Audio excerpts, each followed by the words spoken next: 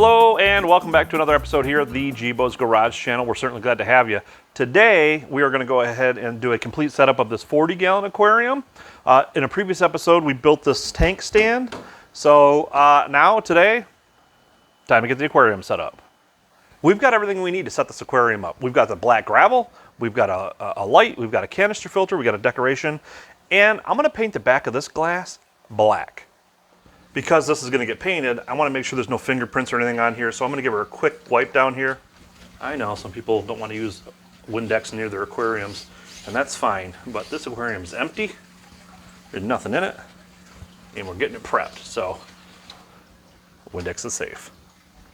I'm just using a regular 3/8 inch nap roller for smooth surfaces, and I'm going to use regular latex paint and roll that on. I already have some paint prepared from a project that I did the other day. Now, I have already determined that I want this to be the back side of the aquarium, so once I get it painted, I'll just turn it around. And when you're painting an aquarium, you just want to get a real thin layer of paint on it first, and then you're going to go back over it 3 or 4 times. So, nice thin layer of paint. Occasionally, I will use some tape to tape off the edges of these aquariums, but I'm painting this one black and the edges are black, so it doesn't matter to me.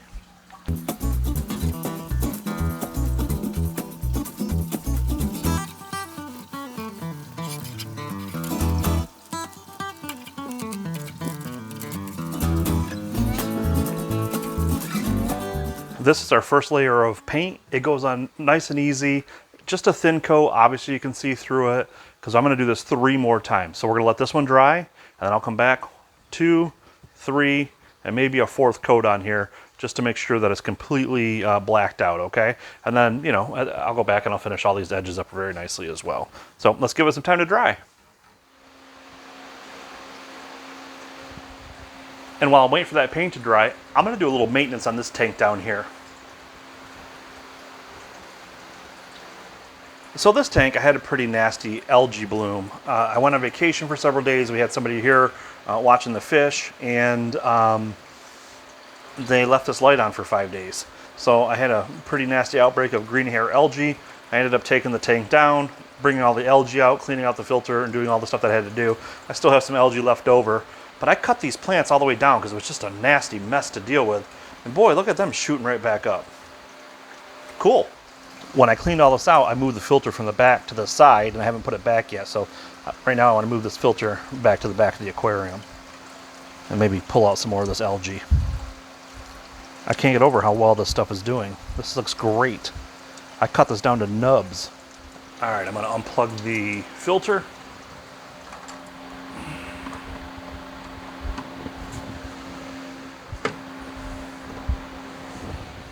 Watch that water will start coming out of here in just a second.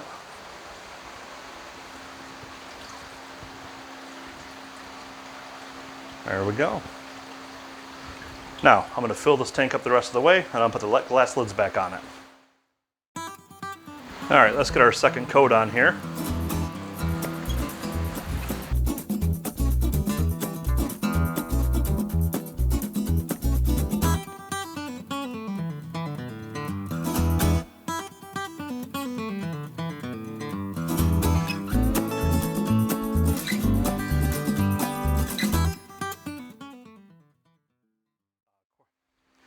I used this power head when I had the algae outbreak. I put this power head in here with this fine filter media, pad or sponge or whatever you call it, and I put it on here, and I let this do all the work. And look how much crap it collected. I mean, it collected just a lot of crap. So I'm going to change this pad, and I'm going to stick it back in there and just filter the water a little bit more.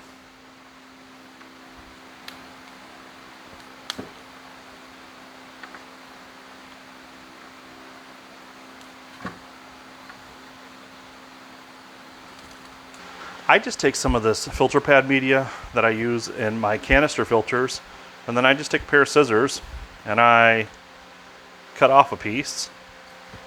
And then this is the intake, this is the output. Intake, output.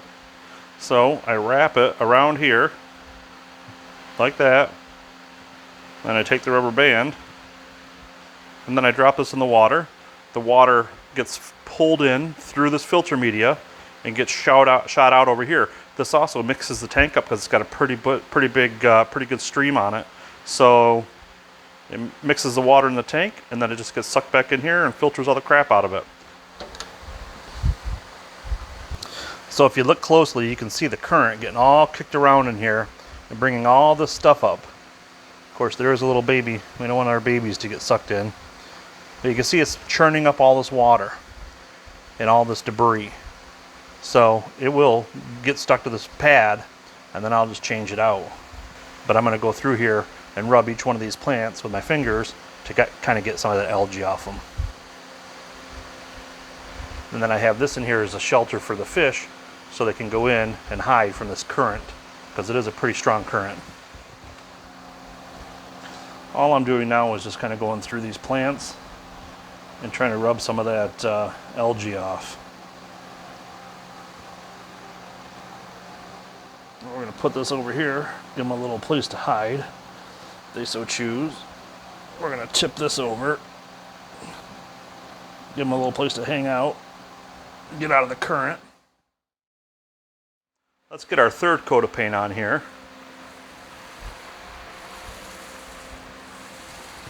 And it's covering pretty nicely.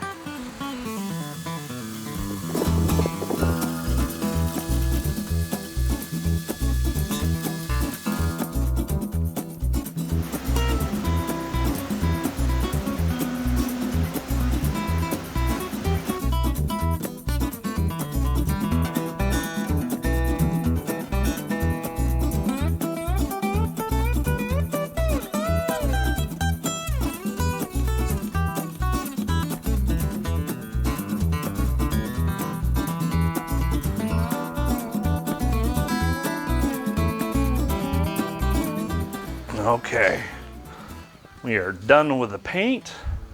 Let's move this over here. I put 4 coats of paint on here, so it's pretty dry. Let's spin it around without moving the stand, because I got the stand level. I don't want to move the stand. Ready? You're gonna come my way. Okay. Walk all the way around by me. Ready? Go. Turn, turn, turn, turn, turn. And put it back up. Good job. Watch your hand. Good job. Thank you. Whew, that's scary. Hold on a second. Is this thing rolling? Oh, it is. I don't know. I think it turned out pretty good, huh? Next step, let's go ahead and get our canister filter hooked up. Let's get our lids on and get our light on. And then we'll go ahead and put the substrate in after that. Let's just take a look at this thing all set up without anything in it. When I bought this aquarium, I bought the glass for it, the glass lids for it as well. So, oh, this is one piece for the whole aquarium. Oh, of course it is. Oh, it's shattered in the back. Look at that. See that corner? Yeah. It'll be all right. When you put your aquarium lid on, there's that gap, right? That gap is for the back, and that's where that plastic piece goes. It attaches onto here. Sometimes it's just a pain in the butt, but it attaches onto here. Oh, that one, oh, nope, this one's gonna be easy. But basically it attaches onto here. I'm not gonna attach it because I'm gonna take it off to drill the holes in it for my canister filter. But anyway, it goes like that. And then you put your little handle on there and then you can open the lid. So, okay, cool. I'm just gonna attach the handle for the lid. That looks like the center. Give her a little squeeze, hold some pressure on here. Let's count to 30, and then we'll let that go.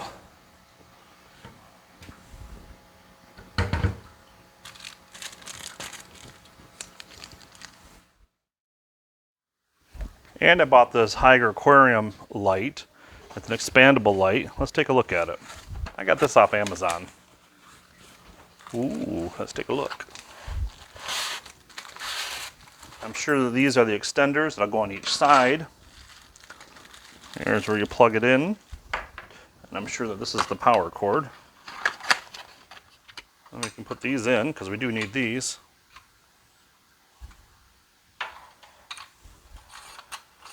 All right, there's my extenders on that side. Let's very gently take this one off as well. If it comes off.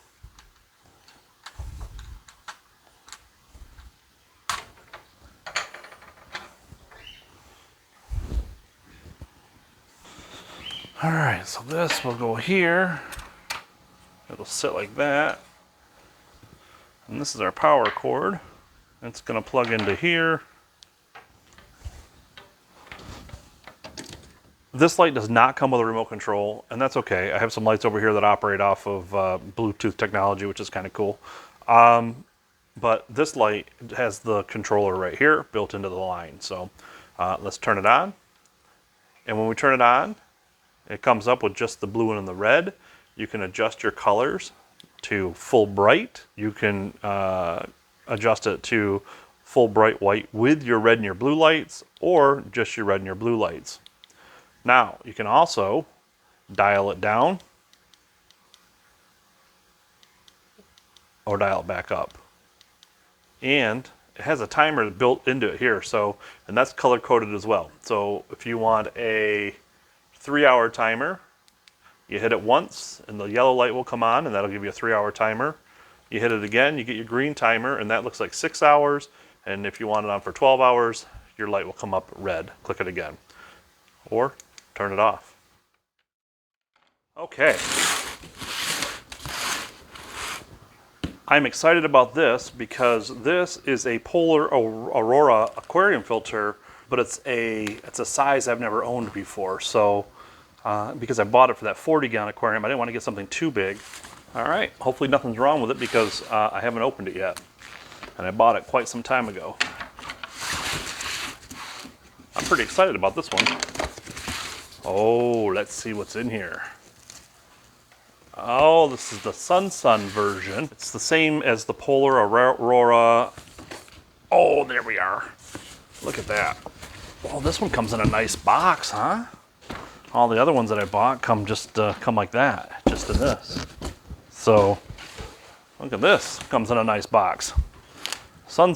Now, I did order the Polar Aurora brand, but like I said, I'm almost positive, like literally almost positive, 100% positive, that these are all by the same manufacturer, just different names stamped on the side. Polar Aurora, Sun. What's the name of the other one? That sells a little bit more expensive in the stores. What the heck's the name of it? It'll come to me when I'm not thinking about it. Okay, let's take a peek. This is the HW302. That is the HW304 that I'm running on the rest of my aquariums. I have other filters on my aquariums too, but the Polar Aurora or the HW304 is what I have over there. This is the 302. Let's take a read here. Sun.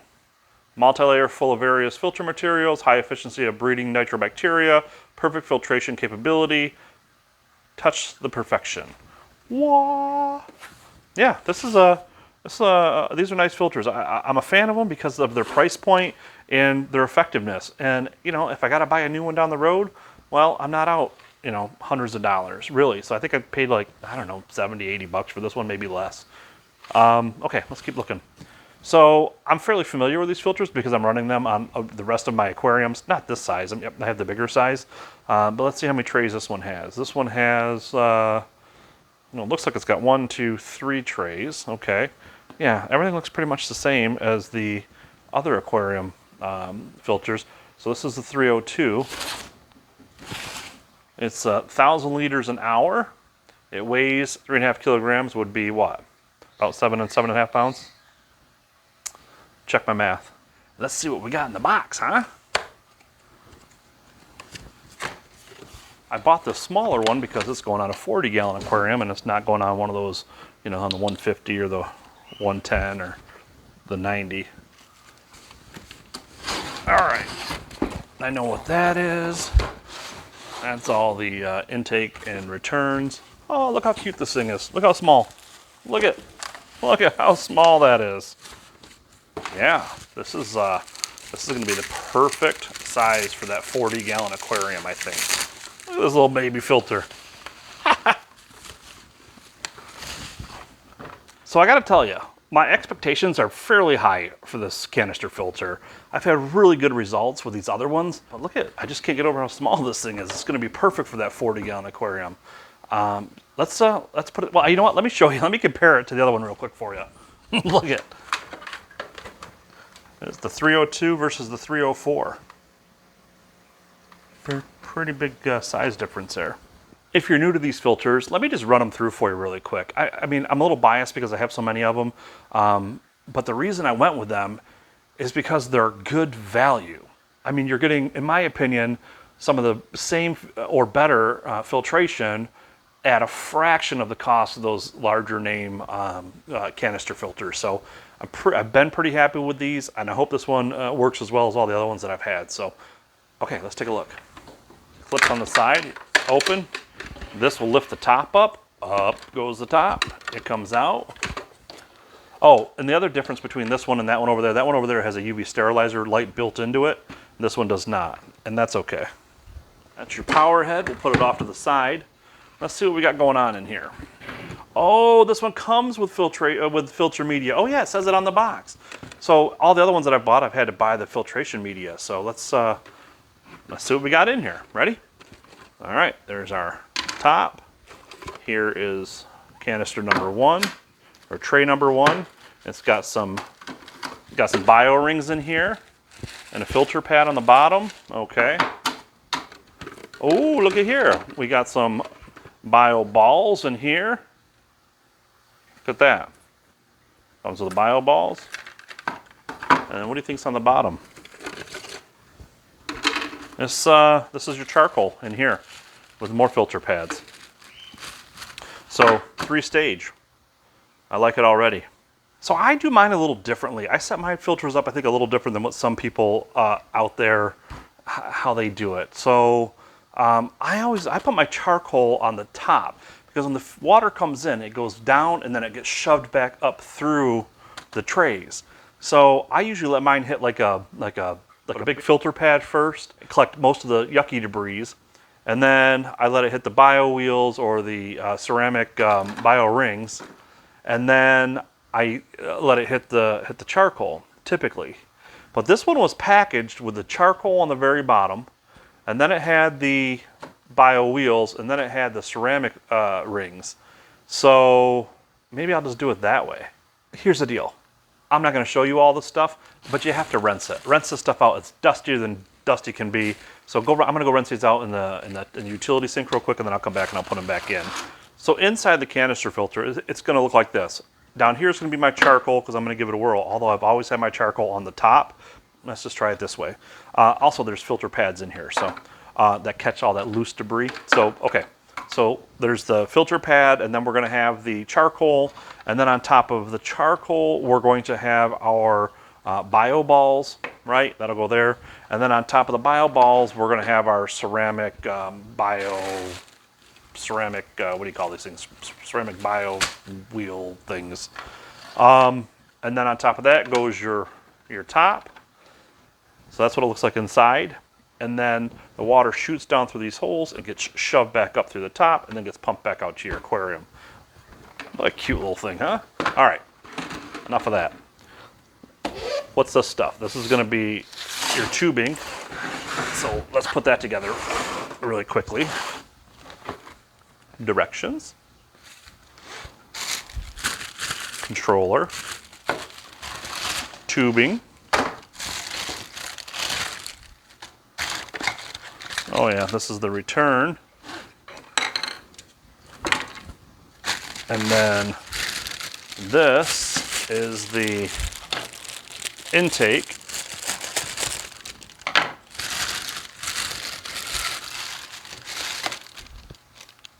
I've done this a bunch of times. Here's the deal. I don't like these spray bars, so I'm not going to use it. It's just a personal preference. You guys can do whatever you want out there. That's the cool thing about being in the hobby. You get to do it your way. But this is a spray bar.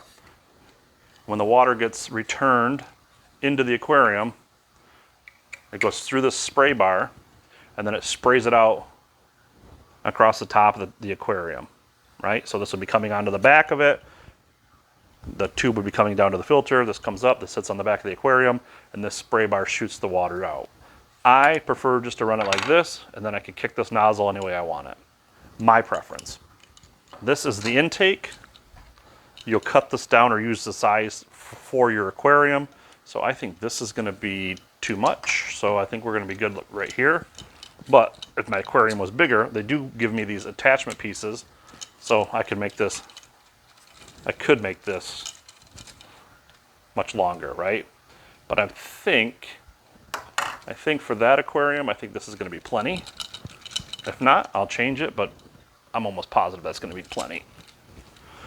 Now, if you had a smaller, shorter aquarium, you could always take this upstairs and out to your garage and cut it off to the length that you needed it. So that's that. We'll set that off to the side. Tubing. All right, pro tip here. If you struggle with getting this tubing attached to that to this rigid plastic stuff, a trick is to dip this into some hot water for a few minutes or a couple, well, I don't know, 15, 30 seconds just to warm it up. It makes it much more pliable, and then you can just slide it on here because sometimes it's a real pain in the butt. 2 sets of hoses. Oh, you know what? I bought something the other day at the pet store. So instead of using this return, maybe I'll use one of those. Instead of using this hard rigid one, maybe I'll use it, I don't know. But here's this one I bought for $11 at the pet shop. That's got a directional nozzle on it, like this. You can up, down, left, right. And then it just hangs on the back of the aquarium. Okay, let's get it put together. This is a part that's kind of a pain in the butt sometimes, but let's try it with this one. So you take this, oh, don't forget your clamp, put your clamp on. I mean, you can do it after the fact, but put your clamp on, your hose clamp. So here we go. This has to go on here, like this. Oh no, there it goes. So this one's going on much easier. In the past, I've always heated them up. You'll never get this thing off, I can tell you that. You'll have to cut it off. It ain't coming off. All right, that's as far as that's going on. Then you slide up your clamp, and then you just clamp it on. I'm gonna go heat this one up, and then I'm gonna shove this one on.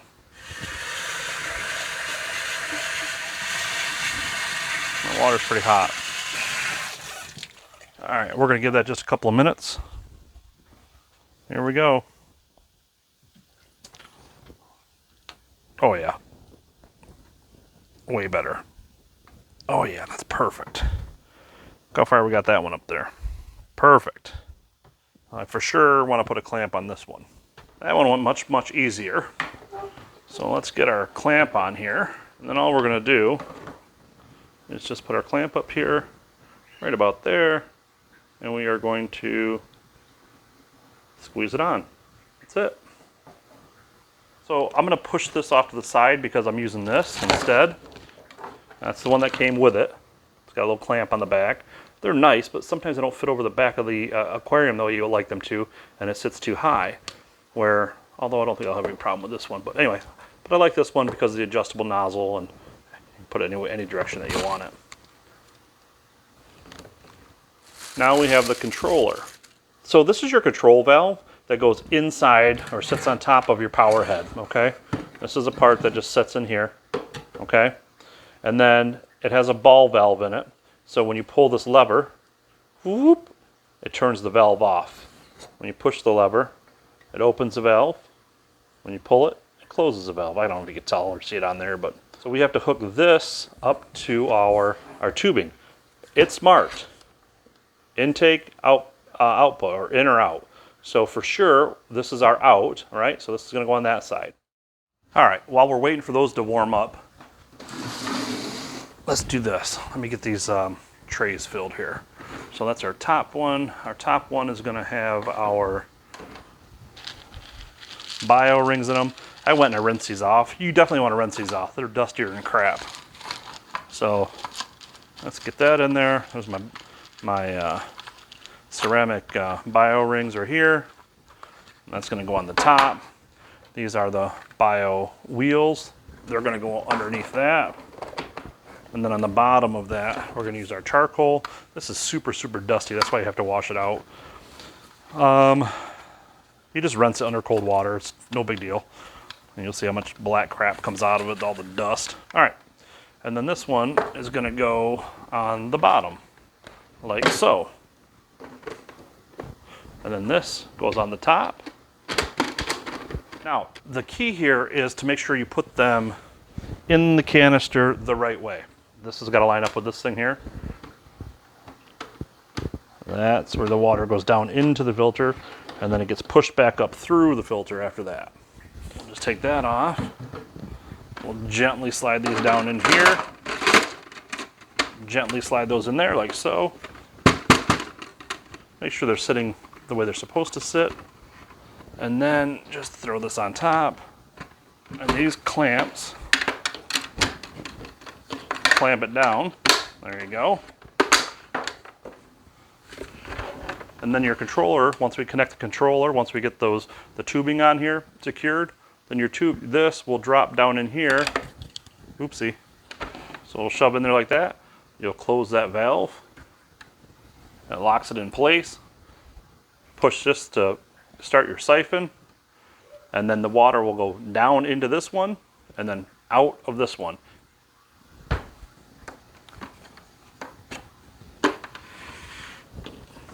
Okay, so these are nice and pliable. Let's separate them so we know which ones we're putting where. So this is our return. So this is when we want to hook to the out side. This says out. Now that it's all nice and pliable, we can just shove it on here.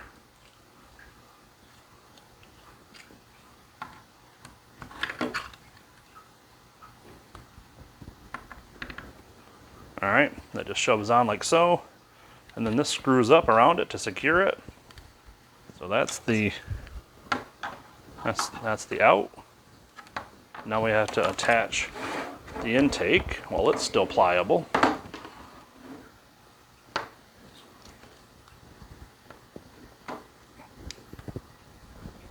There it goes. Just screw it on there. You don't have to over tighten it, just get it on there snug, that's all. That's all you're doing is holding it on there. I remember that the intake is on this side, so this slides in, you push it down, and this will lock it right in place.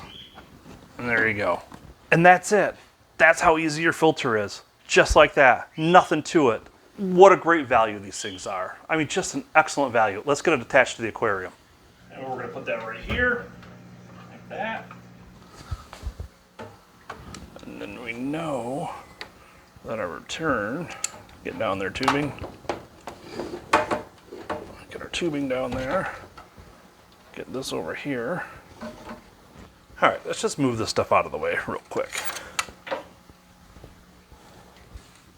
This is gonna be right here, hanging on the back like that. This has to be opened up. This is actually too long. So I do need to cut this. I need to cut this plastic piece a little shorter. All right, this might be a little loud, I apologize.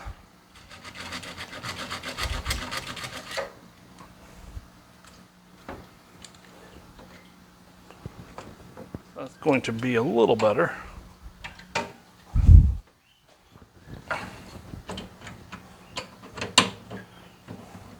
Okay. I have the intake here. I have the return here. It's that aftermarket piece. It does slide around a little bit, but I like that it sits down on here. But even this is kind of a pain in the butt to get situated on there correctly. So anyway, this will go like this, and then I can turn it any way that I want it. And yes, it has a little play, but that's okay too. Because once I put the plastic piece on the back here and I cut it out, it'll hold it in place.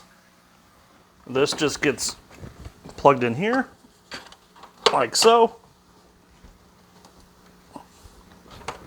And then you lock it in place. It's locked, and that's what that's gonna look like. Pro tip, never plug this thing in until the tank is full of water and until you started the siphon, and this is full of water as well. then you can plug it in. If you do it before that, you'll damage the impeller. Next step, we got to get this thing, we got to get the substrate in here. I'm going to plant this aquarium, so I'm going to use dirt, or actually I'm going to use some potting soil. We'll put the potting soil in, and then on top of that, I will add the aquarium gravel that's going to go on top. That's the black aquarium gravel. And I think that with the back painted black and the substrate and the black gravel, and we'll get some green plants in there and some fish that pop with a little bit of color, I think this aquarium is really going to look nice. But the other thing we have to consider is an aquarium heater. I'm fairly certain that I have an aquarium heater around here because when I buy them, I usually buy 2 at a time because, you know, it's nice to have a reserve in case one goes bad. But I watched the other day from my good friend Corey over at Aquarium Co-ops.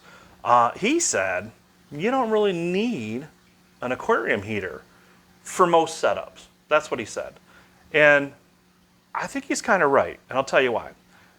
His thought process is most aquariums are set up where it's, you know, between 68, 67, 68, and 78 degrees, right? On a normal, that's where the range is for most aquariums in people's homes.